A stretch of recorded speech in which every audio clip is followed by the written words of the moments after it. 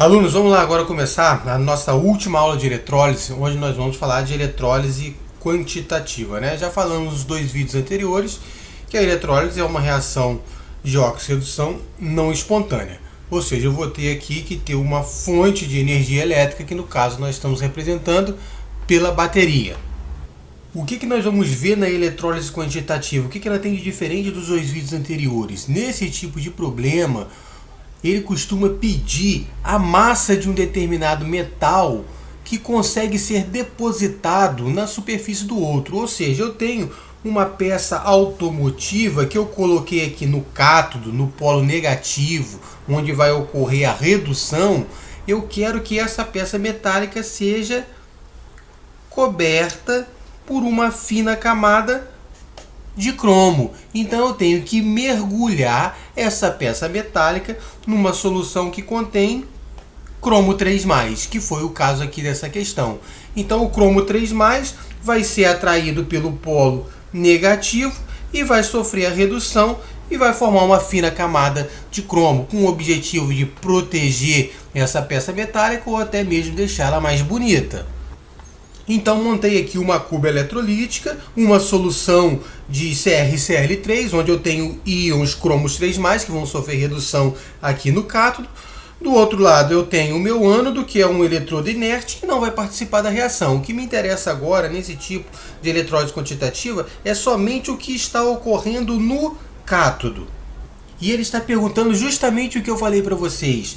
Ele está perguntando qual seria a massa de cromo depositada na peça metálica se essa peça metálica ficasse funcionando como um cátodo durante um tempo de 96,5 minutos com uma corrente de 2 A. Qual seria a massa depositada naquela peça metálica? Para isso, ele nos deu como informação a constante de Faraday, que nos mostra que para cada mol de elétron recebido corresponde a 96.500 coulombs de carga. E precisou nos dar também a massa molar do cromo, que isso aí a gente tira da tabela periódica. A do cloro nem precisava, porque ele pediu apenas a massa do cromo depositada nessa peça metálica. Então nós vamos resolver esse problema da seguinte forma. Primeira coisa que você tem que fazer é dissociar o sal da solução que está lá na cuba eletrolítica para você ver a carga do cátion, tá? Para você ver a carga do cátion que vai estar na solução. Depois que você observou a carga do cátion, você vem montar a reação de redução. A reação de redução vai ser esse cátion da solução ganhando uma determinada quantidade de elétrons até chegar no metal com o seu número de oxidação 0. Então, nesse caso aqui, para cada 1 mol de cromo, ele precisa receber 3 mols de elétrons, como está aqui na reação. Para cada 1 mol de cromo, 3 mols de elétrons. Como o cromo 3+, precisa de 3 mols de elétrons para se transformar em cromo 0, eu vou pegar aqui esse 3 mols de elétrons e multiplicar pela quantidade de carga relativa a 1 mol de elétrons, que são 96.500 coulombs. Se eu tiver essa quantidade de carga aqui, eu consigo depositar numa peça metálica 1 mol de cromo. E 1 mol de cromo corresponde em massa a 52 gramas, porque ele nos deu a massa molar do cromo. Assim montei a primeira linha da regra de 3. A segunda linha da regra de 3 eu monto com o dado pedido pelo problema e vou colocar aqui uma informação que foi fornecida também pelo problema, que eu tenho que colocar a quantidade de carga envolvida no sistema para formar a massa que eu quero descobrir. Como que eu calculo essa quantidade de carga? Eu calculo essa quantidade de carga com essas duas informações que o problema nos forneceu, corrente e tempo. A quantidade de carga é calculada através da multiplicação da corrente pelo tempo. Mas só que esse tempo tem que estar em segundos. E ele nos deu em minuto. Como é que eu passo minuto para segundo? Pego o tempo em minuto e multiplico por 60. Aqui não vou fazer conta nenhuma, vou deixar tudo do jeito que está para simplificar no final. Então, quantidade de carga vai ser igual a corrente, 2 A, vezes o tempo, 96,5 minutos, vezes 60 que eu utilizei para transformar esse tempo em segundos. Essa aqui é a quantidade de carga em coulomb que o sistema forneceu e eu quero saber a massa de cromo relacionada a essa quantidade de carga. Então eu vou trazer esse valor aqui para minha regra de 3. Coloco 2 vezes 96,5 vezes 60 coulombs. Agora eu montei as duas linhas da minha regra de 3 e vou fazer a continha para achar a massa de cromo depositada nessa peça metálica. Como é que eu acho isso? A massa de cromo vai ser 2 vezes 96,5 vezes 60 vezes 52, coloquei aqui no numerador dessa fração, dividido por 3 vezes 96.500 coulombs, coloquei aqui na parte de baixo dessa fração. Por que eu deixo para fazer a conta só por último? Aqui eu coloquei esse valor aqui, ó, com a multiplicação na minha regra de 3, porque eu sei que no final eu posso conseguir simplificar. Então vamos fazer a simplificação aqui, ó. Eu posso dividir 60 por 3, que aqui vai dar 20. Posso dividir 96,5 por 96.500, que vai dar 1.000. E posso cortar um zero do 20 com um zero do 1.000. Então eu fico com 2 vezes 2, 4. 4 vezes 52, 208. Dividido por 100. 208 dividido por 100, 2,08 gramas foi a massa de cromo depositada na peça automotiva. Tranquilo? Então deixem para fazer a conta só no final, porque provavelmente, como na prova não pode usar calculadora, eles dão números que ficaram fáceis da gente simplificar e não precisar fazer tanta conta. Fiz tudo de cabeça. 2 vezes 2 vezes 54 dividido por 100. Ok? Agora vamos para o próximo exercício de eletrólise quantitativa. Nesse outro problema, ele nos deu duas cubas eletrolíticas e ele está falando que essas cubas eletrolíticas estão em série.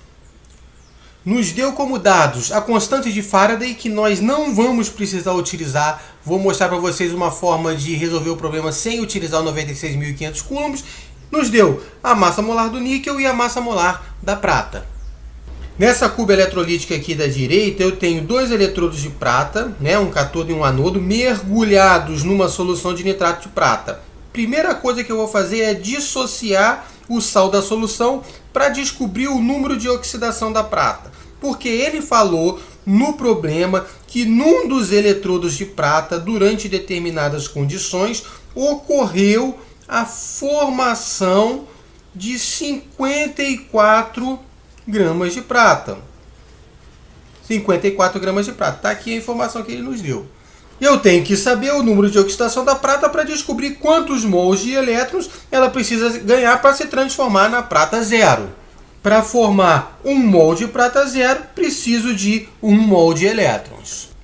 E o problema está querendo saber o seguinte: se na cuba eletrolítica da direita ocorreu a formação de 54 gramas de prata zero, qual será a massa de níquel depositada no determinado eletrodo se essas cubas eletrolíticas estão em série? O importante desse problema é saber que as cubas eletrolíticas estão em série. Com isso, a carga e a corrente que atravessa as duas cubas eletrolíticas são as mesmas, são iguais.